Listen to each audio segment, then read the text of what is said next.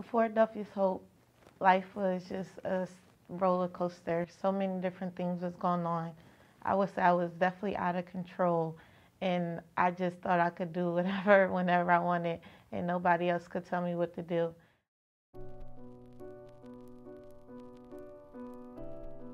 I disrespected my mom. Like anything she told me, I did it how I wanted to do it, when I wanted to do it, or I just didn't do it at all.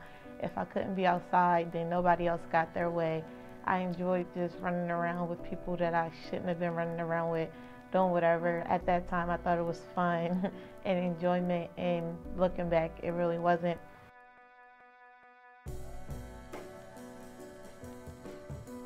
Well, I first met Diamond through a young lady by the name of Candace, who works for Child Development Community Policing, which worked with the Wilmington Police Department. She came to me telling me that this young lady needed some help. She felt like she did all she could to try to help Diamond.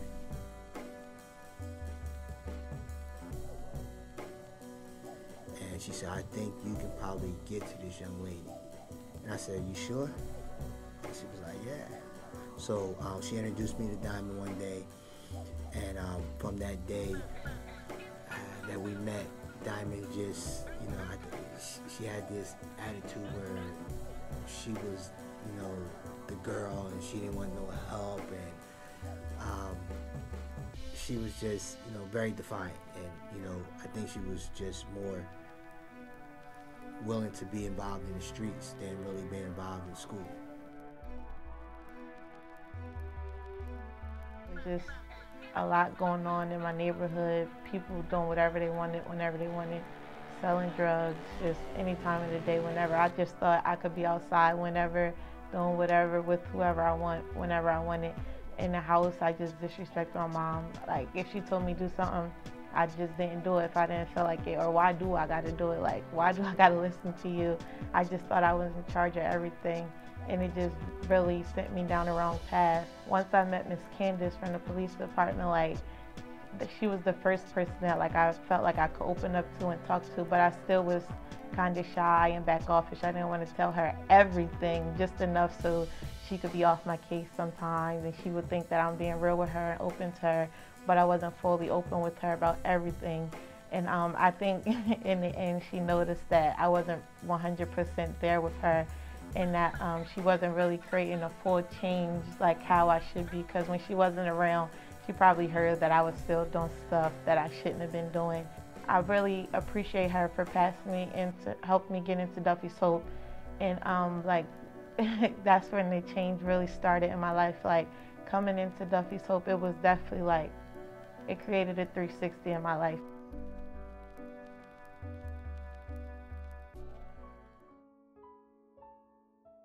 Once Diamond took that full step of leaving her past in the past, she became a wonderful young lady.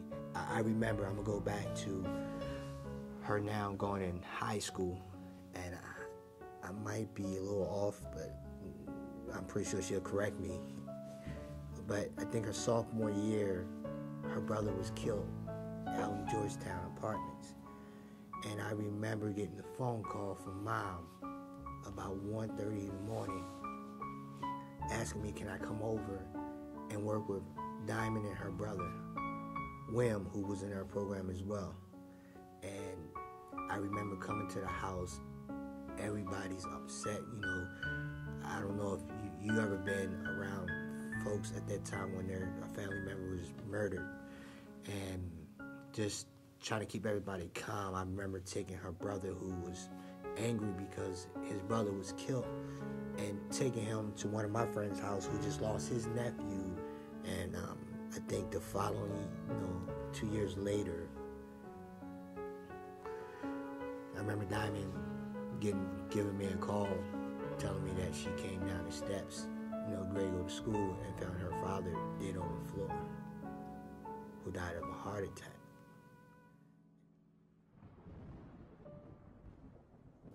Everything seemed like it was going so well, but if this could happen, why shouldn't I just go back to what I was already doing? Like, if somebody could easily just kill my brother with no thought, no problem, don't care how it's going to affect me or my family, why shouldn't I just go out there and do what I've been was doing, just keep disrespecting people? If no one cared about how I felt, why should I care about how someone else felt?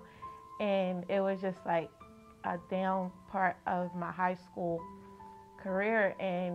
But it was funny because I, like, even though those thoughts were going through my head the whole time, the Duffy's Hope program was just there. Like, they never left my side. Like, the first people I called was them. The first people my mom knew to call was them. And it was just so real because you would have thought that was my dad or my brother, or they were a part of my family because they were there when my family was there. And the support was just so real. Like, I could really tell, like, how genuine they were. It wasn't fake. Like, every day they were there. They were calling, still coming to my school, checking up on me, like the small things, making sure that I had stuff to wear, that my hair was done, my nails was done for the funeral, like just the small things that other people didn't care about. And even afterwards, like months went by, they still were there. They didn't leave and just say, oh, I hope she's okay now. Like, I don't need to check on her no more. Like, it's over and done with. She'll get over it. And I'm happy that they did, because then about a year and a half later, I woke up and found my dad dead in our kitchen. And it was like, here we go again. Like, what do I do now? Like, twice. And I'm only in high school. Like, I got so much other stuff to be worried about: school, trying to help my mom, trying to make sure that I stay on track for my dreams, for my goals. And then, like, I lose someone else that's important to me. And it was just like, still through it all, Duffy's Hope was there. Like, and even though, like, the pain was so strong and it hurted so bad, and I could have, like, did so many other things, like all the thoughts that was going through my head, like, why do I need to be here anymore? Like, everyone else is going, what am I, like, life is over for me, it felt like. And, like, still Duffy's Hope was there, like, pushing me just to keep striving for more. Like, even though my dad was gone, like, I couldn't just do anything. Like, my mom still needed support. Like, even though I was her aunt, my family still needed support. She still seen that girl in me that needed to push, and I still needed to achieve my goals. And Duffy's Hope just kept pushing me and pushing me and pushing me. And, like, I couldn't stay down for long. Like, it was my 11th grade year. Senior year was coming up, and, like, I just had to keep striving for what I wanted to do. And it wasn't like I could just push the pain aside, but at the same time I could, because I had another father there the whole time. And even though, like, he yelled at me when I was wrong, like Mr. Duffy, he was always on my case. But in the end, like, at this time, it was like, I see why God placed him here. Like, I didn't know coming down the road that my dad was going to be gone, but Mr. Duffy, like, just stepped in right there. And, like, he couldn't be there 24/7, but I knew if I ever needed anything, like, I could call on him and he was going to be there. He didn't have to do it at all. He had his own family, but yet he still watched after me. He still cared for me. Even when I disrespected him and didn't listen to him and didn't take heed to any of the words he was saying when I first entered the program, like, he still saw something in me that I didn't see at that moment. And it really brought about a change in me. And even in high school, like, after all that, I could have just let go. But he, like I said, he really kept me going. And you would have thought, like, after all that, losing 2 people in high school, I would have been failing, having F's. I wouldn't have been showing up to school.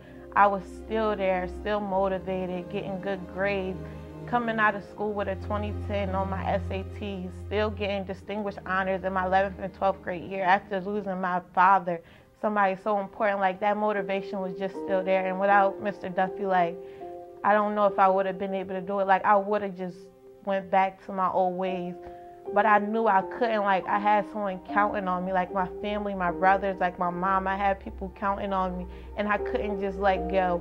Like, even though he wasn't there, I had something to prove. Like, if my dad was here, he would have been so proud. And I said, since my dad's not here, I'm going to just do it for Mr. Duffy, for the Duffy's Hope program. Somebody else in this program is going to see that I just kept pushing and kept going and kept fulfilling my goals. I always wanted to be a lawyer. And I could have kept striving for the best. Like, they kept pushing me to go to Ivy League schools. And I'm applying. And I wasn't going to apply to no Ivy League. I'm like, I'm not getting into these places. And I didn't. But better yet, I still got a full ride to the University of Delaware, somewhere that I didn't want to go. But in the end, like, it was what was best for me, and I got a full ride to, like, and no worries for my mom. She's not putting anything out her pocket. Like, my dad's not here, and she doesn't have to worry. And it's just a blessing. And, like, without Duffy's Hope, like, I don't know, like, if I could have did it or if I would have did it. I don't know what I would have did without Mr. Duffy, without Miss Samaya, the board, without Miss Bronte as my mentor. Like, I don't know what I would have did. And I'm just so grateful for this program because they really brought about a change in my life that I couldn't have seen in the beginning. And right now, like, in school at the University of Delaware, I walk through the campus just proud, knowing where I came from, that, like, I kept pushing and I did it. And I just thank all the people, like my parents and Mr. Duffy, just for being there to create that change in my life. And I'm just proud of myself now, and I can smile.